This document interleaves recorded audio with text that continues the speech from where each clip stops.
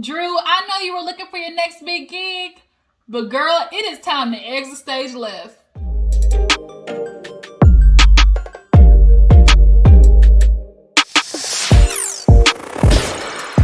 you guys, what is up? What is up? Welcome back to my channel. When I tell you I'm happy, I'm happy. We have hit the end of the road with Real Housewives of Atlanta. This was the by far worst season of Real Housewives of Atlanta. Audience knows it, producers knows it, Bravo knows it, and now they're apparently, putting rumors out there that there's supposed to be a big switch up. So we're gonna see what comes when it comes to next season 14. But as of right now, we're gonna talk about this episode that happened last night and all its horrificness when it came to Drew thinking that she was about to have a moment. Girl, you tried it. Straight up, you tried it. And you thought you were about to have this big old messy, historical moment on Real Housewives of Atlanta, and bitch, that was the biggest flop.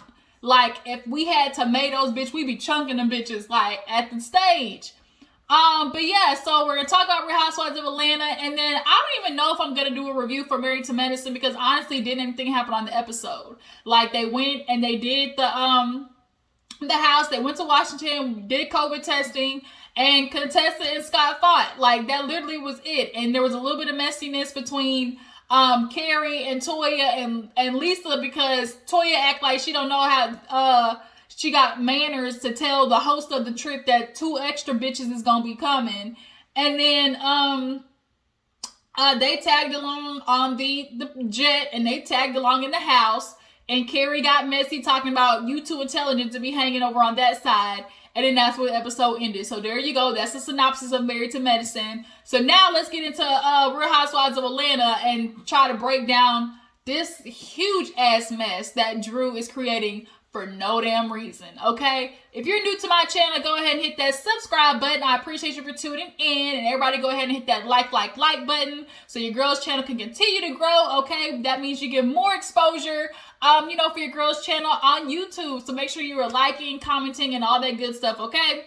So we open up the episode with nothing else going on besides Cynthia Bailey and her, Tina Turner wig, talking to Mike, saying she's thinking about Airbnb-ing her house, Lake Bailey. Genius. Like, if you live in a good house and you're somebody of some type of, name or magnitude, what you do is you leverage that. And so Airbnb that bitch, because the last thing you want to do is sell your real estate to go with some nigga that you probably gonna be divorced with in maybe 5 years. The last thing you want to do is get rid of real estate on a lake. Like, last thing you want to do. So yeah, they're talking about obviously purchasing a house together forever, and hopefully that shit lasts, because Cynthia, this is looking like the end of your road here when it comes to Real Housewives of Atlanta too. Like, we've seen you, girl. We love you. Trust me, girl. We love you. We've seen it through it all with your fine ass ex-husband Leon. Not Peter. That nigga Peter should owe Cynthia some money for that bar 1 shit. But nonetheless, we've seen it all through Cynthia. So, like, this will be a good, farewell. We love you, girl. But that was all that was happening with her.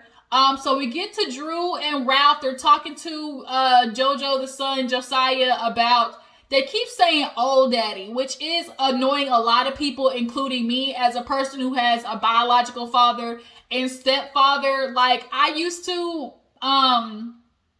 growing up, I used to be like, oh, he's my real dad. And my stepfather be like, your real dad? Like, because when you say, like, your real dad, like, it just kind of, like, I guess negates the kind of the place that somebody is in your life. And I didn't mean any harm by it. Like, if I'm walking him, like, oh, he's my real dad. Like, who's my biological father. That's what I mean. So what you just need to be like is give him a different name. You don't need to make him old daddy, new daddy. Just say, okay, that's your pops. Like, when I go see my biological father, like, that's my dad, he's my pops or whatever. That way he's not confusing the two. Or at the meantime, just call him by his first name. I used to, call my growing up, my dad Chris. But when I'm talking to other people, I say, oh, my dad Chris. Same thing for him. Just say, oh, my dad so-and-so, whatever the nigga's name is. Like, that old daddy, new daddy is just sounding really like, ugh. Just, I got an ick to it. But I will say Ralph is doing a good job of trying to help facilitate Josiah in meeting the new dad. See, here I go. In meeting his biological father. He's at least helping push, which is really good. But when I tell you that boy is not with the shits, he is not with the shits. He is the most honest person, hell, that we've seen on this episode thus far. First of all, can we talk about how Drew had one of the best wigs on that she had this whole season when she went to go see her ex-dude, her baby's father? That was hands down one of the top wigs that Drew wore this season. She said, I'm going to go over there and show him what he ain't with anymore, basically. Had on a nice little jacket. I mean, the sleeves, I could have, the sleeves or whatever. But nonetheless, that was probably one of the best hair and makeup that Drew has ever had. So Ralph, he showed up like he was going to a goddamn Wall Street interview. And then this nigga walks in with a freaking 1990s like Hot Topic flame shirt on. But Drew definitely has the type. Like that him and Ralph favored. And that son looked just like his damn daddy. Like, they were spitting images of each other. So he walks in. It's awkward. He's like, hey, what's up? He's like, hi. And they're like, ask him what's he doing here. He's like, I'm not interested. And he just kind of, at least you're honest. He said, well, I'm here to see you. They're like, well, ask how are you doing? They were like trying to I don't know. It's awkward when you're telling a kid in front of somebody, like, ask how they're doing, or ask this or ask that. I think what they should have done was naturally have a conversation with the baby's father, and then just kind of included him in it. So, say for instance, you're talking with the dad, you're like, oh, things are going really good with him. He's playing basketball. Josiah, tell him how basketball is going. Like that. Not, okay, ask him what he's doing here to see you. Like, ask him why he's down here. Like, that's awkward as fuck. Because, like he said, I'm not interested. And so, Ralph ends up taking him to the side. And Drew does reveal, okay, look, if you're going to want to be in his life, there's going to have to be consistencies because we've set up a call schedule. And, homeboy, you ain't following through. And he's like, it's hard because it is awkward. And I think that's what's keeping him from calling his son, is the awkwardness and, the intensity around trying to migrate yourself into a son's life. But what is really bothering me and what is really making me question Drew is this man has been locked up this whole time. You started out taking Josiah to go see him while he was locked up. Why did you not continue that? Can somebody answer that question? Did she ever explain why she stopped taking JoJo to go see him? I think she got with Ralph and felt like, well, he's got a man in his life. That's all he needs. And then just stopped taking him. And I think that's where you fucked up. Now he has no idea. Even though the man was locked up, there could have been conversations, that already facilitated that relationship between the two. They have none. And now they're rebuilding literally from ground zero. He doesn't remember seeing him when he was a kid. And, that's when he was like, oh, when you came to see me when I was away, stuff like that.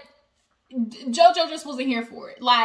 He's like, well, do you want to, Ralph's like, do you want to go see him again? He's like, okay, that's fine.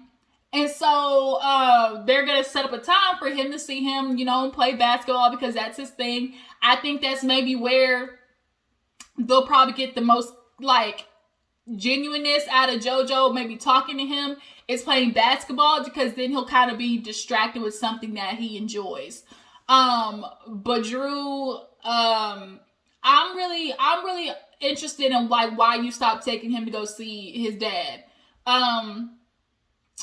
What else was I gonna say? What else did that little boy say? Oh, they were like, give him a hug. He tried to reach over the damn table, y'all, and give him a hug. What they should have, give him a handshake by, or give him a little fist bump. That's what that should have been. Giving him a hug definitely was a little bit too much for Josiah. So moving on, we see Kenya, y'all. Kenya's dumb ass. When I tell you Kenya, dumb ass. It's over here with Mark, dealing with him, got her all up in therapy, spending all her money, declining Kenya Moore hair care money.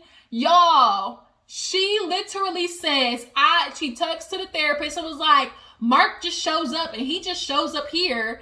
And I don't know why he doesn't give me the same respect. When I go to New York, I can't go stay at his place. I stay at a hotel. But he comes down here and shows up like, you know, nothing went wrong or nothing ever happened. And, you know, he comes in here and lays in the bed and doesn't even ask questions. Bitch, you know why he does that?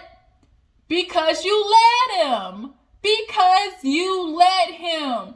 Why would he do anything else? You haven't set the boundaries. So, of course, when he comes down, he's just going to show up like, honey, I'm home, because that's what he knows that you want.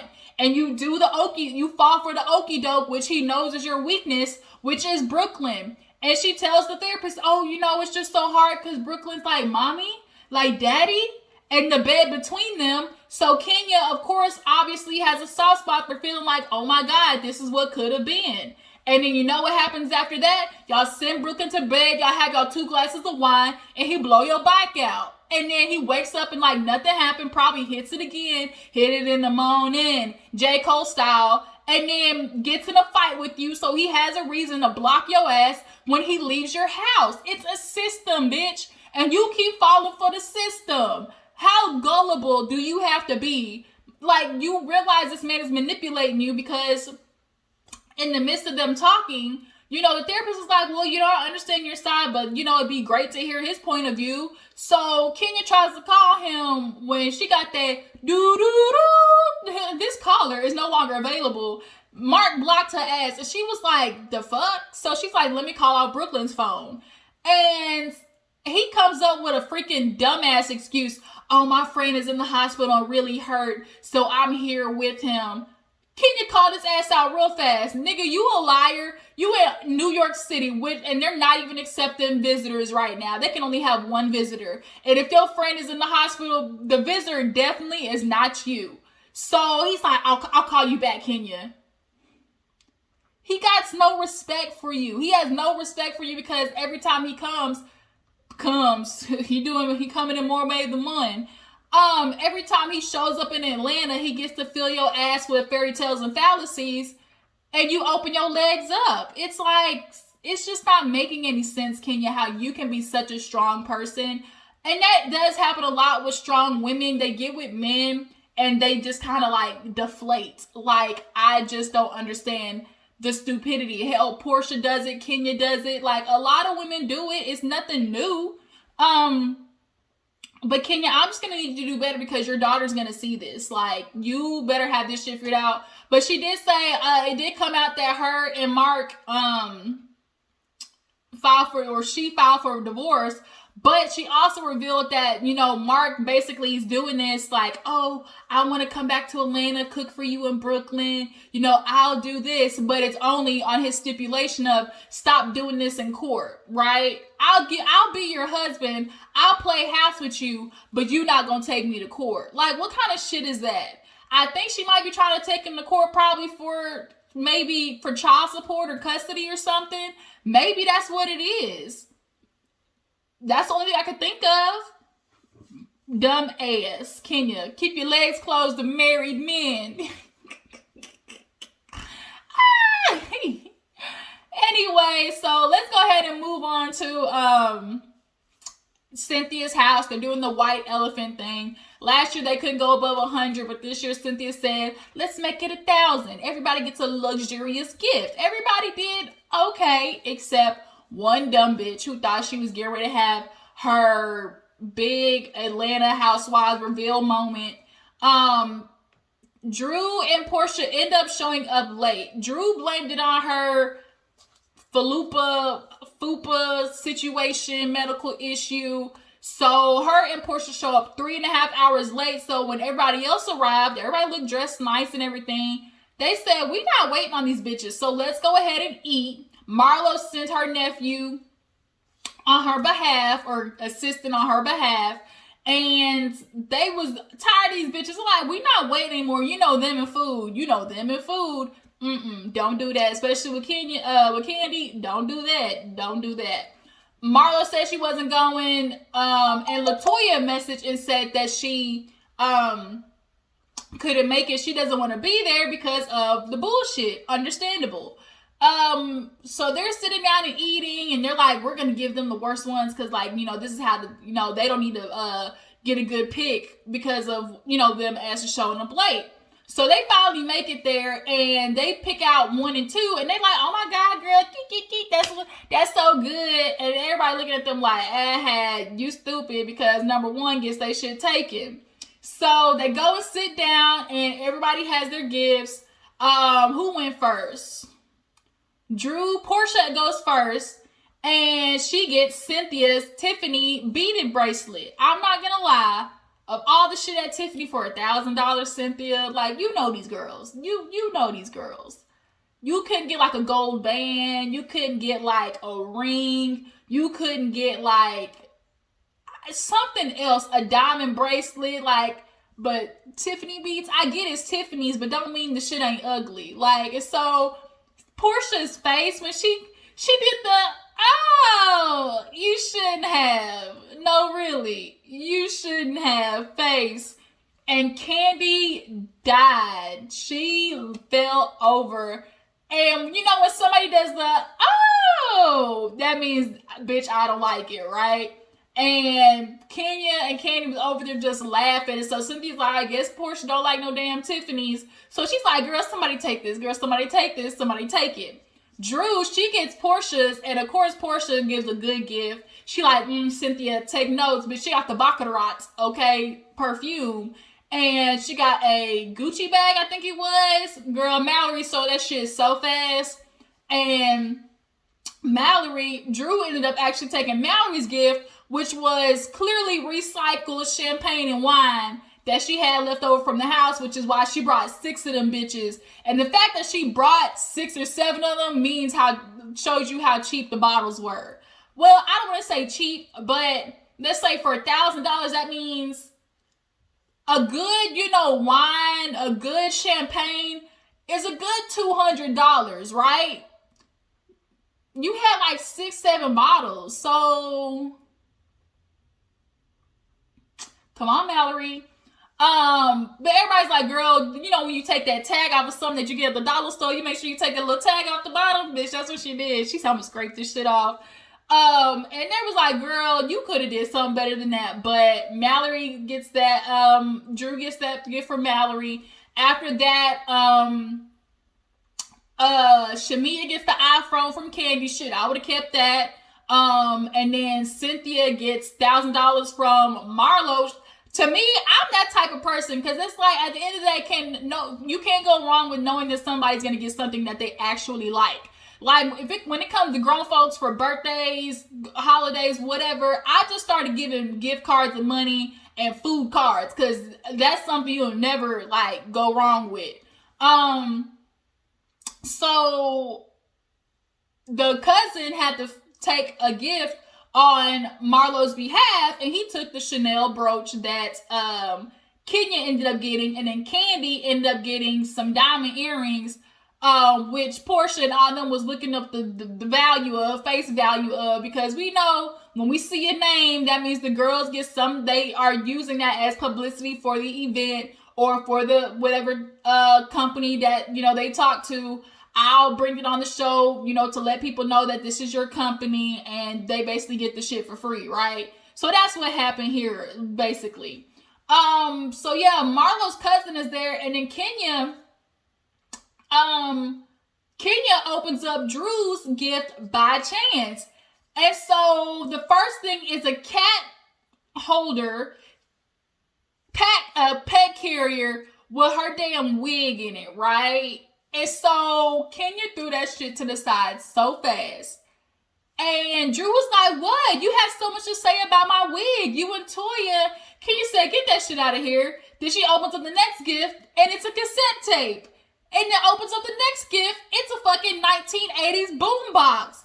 Drew, you were trying to have a moment, and it did not turn into a moment, bitch. Like, everybody's looking at Drew like, Candy was pissed. Like, we said $1,000. She's like, what? Those bundles were $1,000.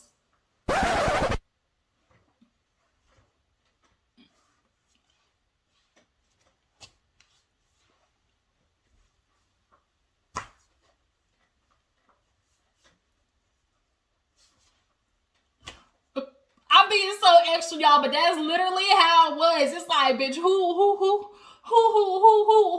spent $1,000 on bundles? Okay, who spent $1,000 on bundles? Cause it wasn't you. Cause I guarantee we hold that shit over this candle opera over here in Cynthia's house. The shit's going up in flames. And whoever, if you did spend for $1,000, they lied to you. They upcharged you because you were Drew Sidora from the game. So then she opens up a piece of paper and she's like, "Oh, I donated to the ASPCA on your behalf." Bitch, it was $100. $100. Everybody was mad. Even Portia sat down and was like, "Bitch, you got a real gift, right? Like, you could..." And she's like, "What? It was $1,000. Portia rolled her eyes like, "Ooh, bitch." And she was like, "Well, y'all need this time for y'all to hear the truth. Don't y'all want to hear the truth? I figured this would be a good gag gift." And I think when it didn't go over well, that's when Drew decided to say, "Oh, it's a gag gift. It's a gag gift." Bitch, she was so focused on, "Ooh, this is going to be a good read," that she wasn't seeing the forest for the trees, right? You weren't seeing the bigger picture. You were just focused on, "Ooh, I'm going to get this bitch LaToya." You missed it, girl. You completely missed the target. So the assistant plugs the shit in.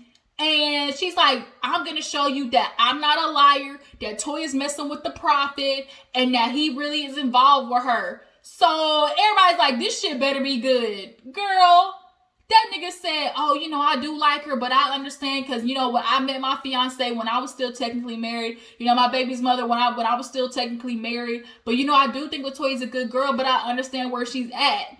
Drew was like, see, he's saying that I like Toya and I got with my baby's mother when I was married. And Candy was able to decipher what the hell it meant immediately, which was, "Yeah, I like her, but I understand the situation that she's in." Bitch, that's not any news. LaToya's allowed to date. She's in the process of getting a divorce, which is what you're totally missing. You keep trying to say you're still married, but bitch, she's not still married. By paper, yes, but no. Bitch, I can go out here and walk these streets if I want to. So you can definitely tell, like, old Candy, or the Candy we've been waiting and looking for, that we like to come out every now and again, bitch came out because she said, she was like, basically, "You sound stupid because here it is that Toya, yeah, might be involved with this dude, but if he decides to get with her, that's because he chose to. You keep trying to put this on the Toya, and this ain't God. This ain't, you know," and Drew was, "Oh, that was God. That was God doing this. Oh, God, you know, got Kenya the gift because he knew it was coming." And it was like, Candy would, and Drew, I don't think was ready for Candy to get on her ass like that. So she kind of slid back in her energy. She started backpedaling, pussy popping in that energy, talking about, "Well, I'm sorry that you guys don't like the truth." And everybody's like, "It's not about the truth. It's about the fact that don't nobody give a damn, Drew." And she ended up literally getting called out on the fact that, okay, does it matter because he's not with old girl? He said that he's not even engaged to her. To find out that this man is not even engaged to that woman anymore, Drew, girl, you totally missed the mark. You totally missed the mark. He's not even engaged to the woman at all. Then he's like, well, he moved back to Texas and, you know, she didn't want to be with him because of what was going on. Like, you made up a whole situation in your head. I really think that she thought she was about to have a good old Monique Binder, good old dirty Monique Binder moment. Girl, Monique is going to go down, you know, in RHO, like Real Housewives history as far as like reunion, when it comes to receipts, you know, reveals. Like, Monique definitely has a place in there in top 5 for sure. But this girl, you way low down at the bottom, because this wasn't shit. So guess who shows up? Toya. I guess production probably told her, look, girl, it's the last scene of the season. Like, we need you there. She came in looking cute. Toya's like, girl, you came in right on time. Like, here it is, you know. Kenya ain't wasting no time. Bitch, she talking about you and the prophet. Prophet lied. She go, here we go again. I'm with prophet lied. Ooh, I'm sorry that the prophet likes me. She's like, your energy with your Delilah spirit. You praying on the prophet. You out there looking, you talking about you looking for Jesus. You looking for prophet. No, bitch, you were looking for dick. Girl, how many times you practiced that in the mirror? When she said it, you weren't looking for prophet. You were looking for dick. Girl, you clearly was practicing that on the way to the house.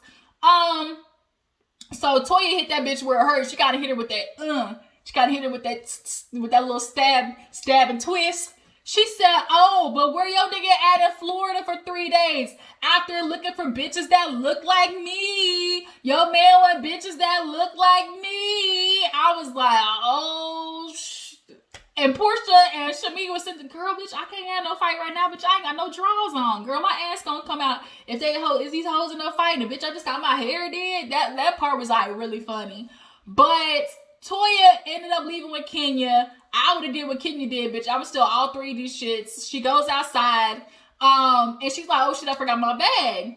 And on the inside, Drew really, I think, could definitely tell, like, she was going, but couldn't stop. Like, she realized how, like, this is not going over well, so she tried to, like, play it off like, oh, it's a gag gift. Oh, well, if you don't want to hear the truth, I can't help it that you guys don't want to hear the truth. It ain't got nothing to do about it being truth or not. You pulling the same shit that Kenya did. It has nothing to do about if it's the truth or not. It has everything to do about it ain't none of your motherfucking business, period. None of your business. None of your business. You literally are on the same level as Kenya. Like, it didn't even click to me that you were doing the same shit that Kenya did until I ended up watching, I think, Terrence's live. And it was like, oh shit, she is doing the same thing. Drew, you look stupid. And your ass is gonna get called out in the reunion for it. I guarantee. So Toya